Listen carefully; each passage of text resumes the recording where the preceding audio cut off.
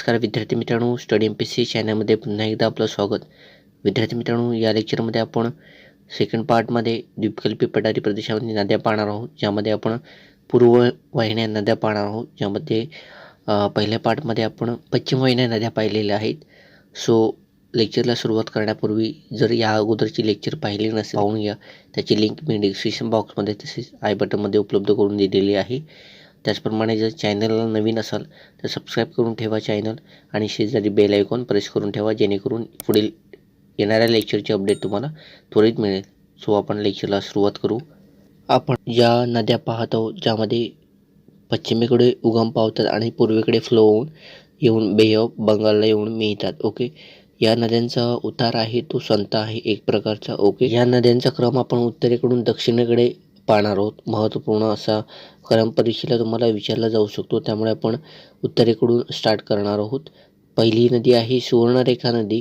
हिचा उगम राणी किंवा छोटा नागपूर पठारामध्ये झारखंड राज्यामध्ये होतो.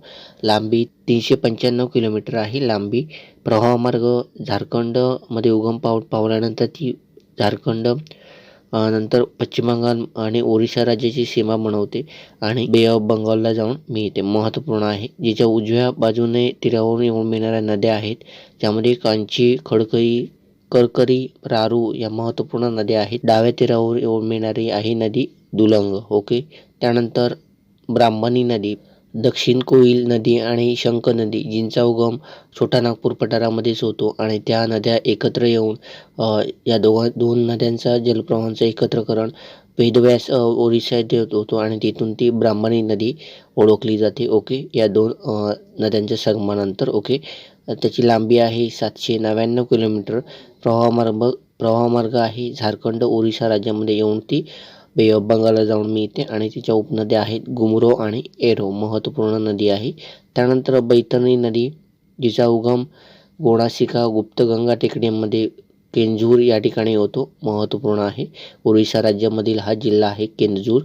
365 किलोमीटर लांबी आहे. प्रवाहमार्ग ओरिसामध्ये राज्यामध्ये ती फ्लो होते आणि बे ऑफ बंगालला जाऊन मिळते. ही नदी ओरिसाची गंगा म्हणून ओळखली जाते. महत्त्वपूर्ण आहे. त्यानंतर महानदी, अत्यंत महत्त्वाची नदी. ओके, प्राचीन नाव चित्रोत्पला आणि उगम तिचा छत्तीसगड राज्यातील रायपूर जिल्ह्यातील सिहावा या ठिकाणी होतो. महत्त्वपूर्ण आहे.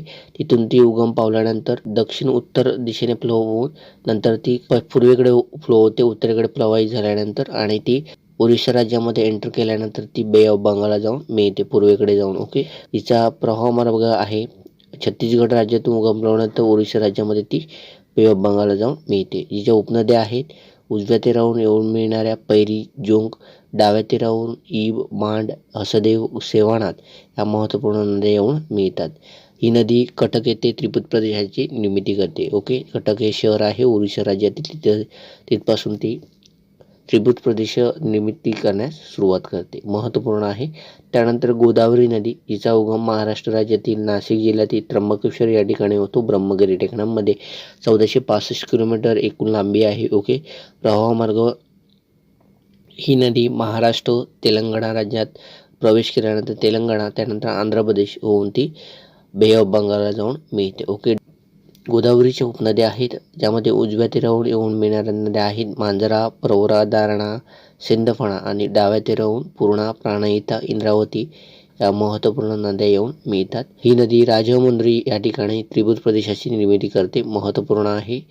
या नदीला दक्षिण गंगा असेही म्हणतात. महत्त्वपूर्ण अशी नदी आहे. ओके, जी की राजमुंद्री या ठिकाणी डेल्टा बनवते आणि हिला दक्षिण गंगा असं म्हणतात. ओके, महत्त्वपूर्ण आहे.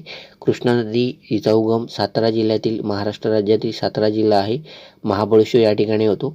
1400 किलोमीटर लांबी आहे एकूण. ओके, ती नदी महाराष्ट्र करून कर्नाटक नंतर तेलंगणा नंतर आंध्र प्रदेशमध्ये येऊन ती बे ऑफ बंगालला जाऊन मिळते. महत्त्वपूर्ण आहे. जिच्या उपनद्या आहेत उजव्या तीरावरून येऊन मिळणाऱ्या आहेत वारणा, कोयना, पंचगंगा, गडप्रभा, तुंगभद्रा या महत्त्वपूर्ण नद्या येऊन उजव्या तीरावरून येऊन मिळतात. तर डाव्या तीरावरून भीमा नदी येऊन मिळते. महत्त्वपूर्ण आहे. भीमा नदी डाव्या तीरावरून येऊन मिळते. ओके, ही नदी विजयवाडा येथे त्रिभुज प्रदेशाची निर्मिती करते. महत्त्वपूर्ण आहे. भीमा आणि कृष्णाचा जो संगम झालेला आहे तो कुरगुडी कर्नाटक राज्यामध्ये येऊन भीमा नदी येऊन मिळते. ओके, कृष्णेला. ओके, त्यानंतर कावेरी नदी ब्रह्मगिरी टेकड्यांमध्ये कुर्ग जिल्ह्यात कर्नाटक राज्यामध्ये कुर्ग जिल्हा आहे. त्यामध्ये ब्रह्मगिरी टेकड्या आहेत. तिथं कावेरी नदीचा उगम होतो. 805 किलोमीटर लांबी आहे. प्रवाहमार्ग कर्नाटकमध्ये उगम पावल्यानंतर तामिळनाडू राज्यामध्ये फ्लो होऊन ती बे ऑफ बंगालला जाऊन मिळते. ओके, हेरांगी, हेमावती, लोकपावणी, अर्कावती, शिसमसा, अमरावती, भावाणे यासारख्या नद्या आहेत ज्या उपनद्या कावेरी नदीच्या आहेत. ओके, त्यानंतर वैगई नदी हिचा उगम वरुणनाथ पठार तामिळनाडू राज्यामध्ये होतो. लांबी 240 किलोमीटर. प्रवाहमार्ग तामिळनाडू नदीमुख आहे जिथं जाऊन ती मिळते बे ऑफ बंगालला. पालखी सामुद्री या ठिकाणी जाऊन ती ओके बे ऑफ बंगालला जाऊन मिळते. ओके, त्यानंतर ताम्रपणी नदी हिचा उगम अगस्तमलाई कार्डमम रांगेमध्ये होतो तामिळनाडू राज्यामध्ये. 128 किलोमीटर लांबी आहे.